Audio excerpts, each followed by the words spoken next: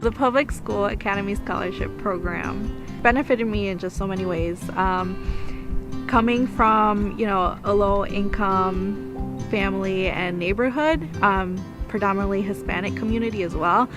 Coming to SVSU was just something different for me.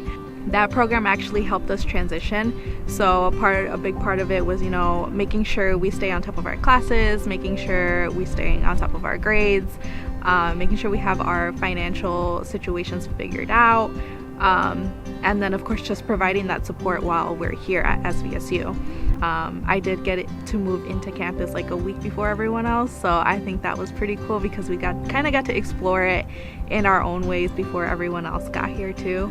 And they showed us all the resources around campus, so the library, the tutoring. It kind of helped me too because my freshman year I was struggling a little bit, so then they kind of were able to redirect me to the right path.